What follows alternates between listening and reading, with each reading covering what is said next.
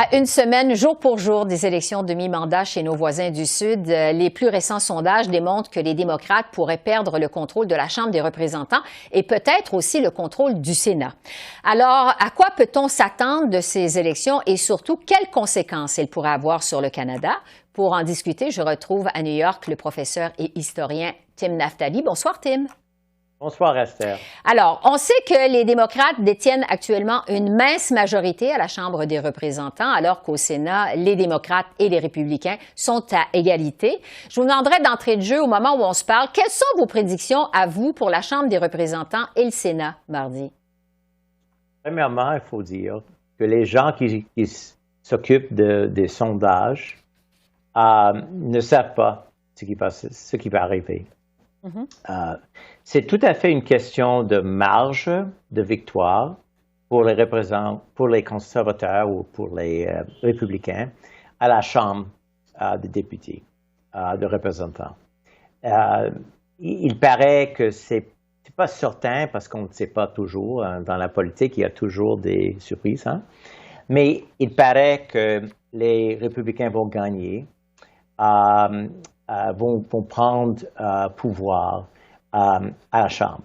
Ils doivent seulement gagner 6 de plus, seulement, sièges, pour être en charge de la Chambre.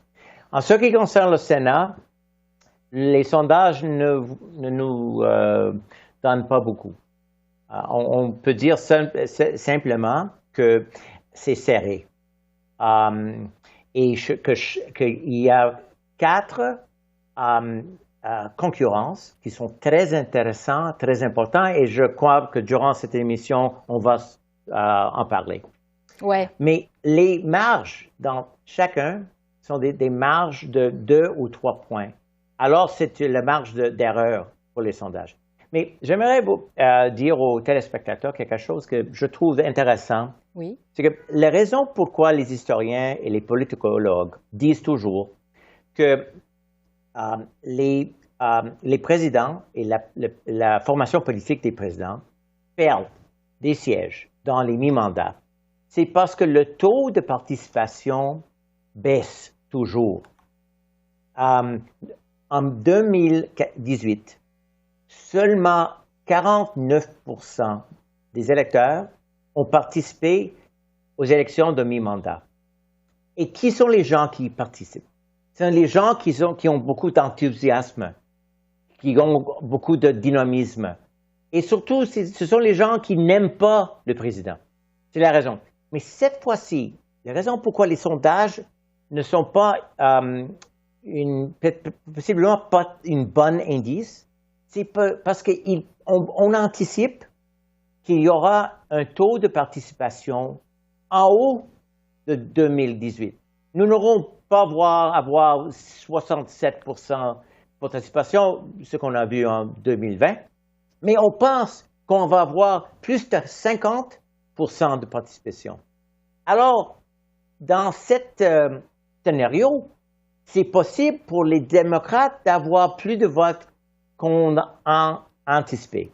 Et c'est la raison pourquoi les gens ne peuvent pas vraiment dire qui va gagner en Pennsylvanie, qui va gagner en Arizona, qui va gagner au Nevada. C'est la raison pourquoi, en ce qui concerne le Sénat, les gens disent c'est trop serré à dire. Oui.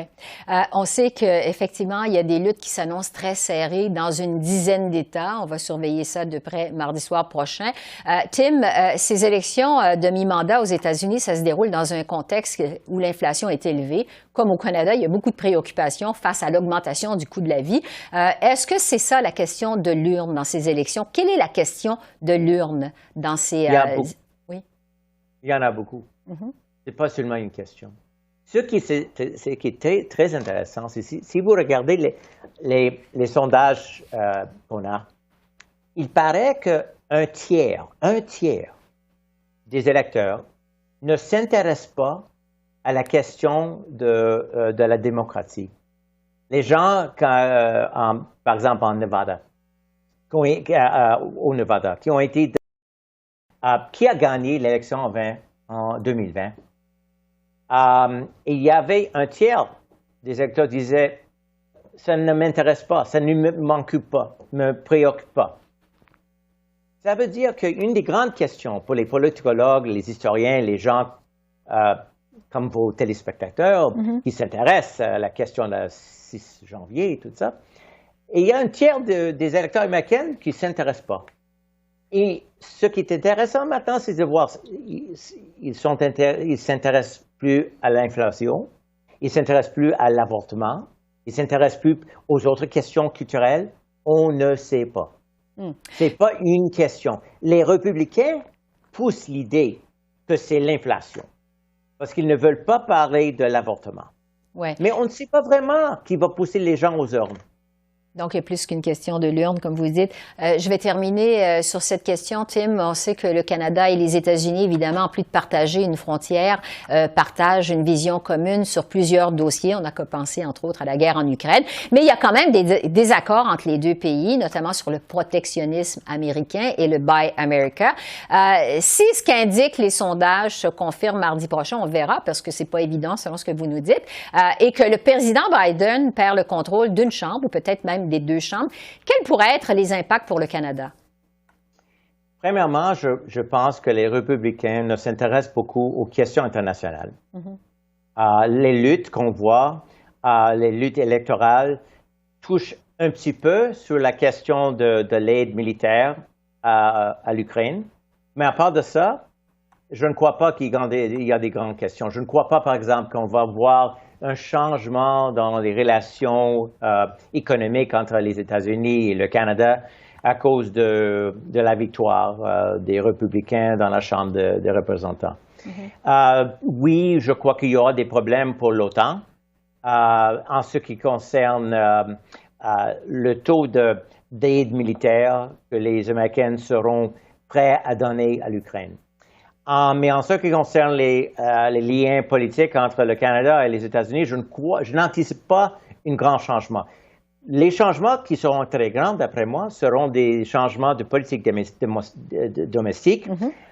Par exemple, j'anticipe que nous allons voir un processus de destitution contre Biden qui va commencer l'année prochaine, si les représentants, si les républicains seront en charge de la Chambre de représentants. Alors, les changements seront importants domestiques.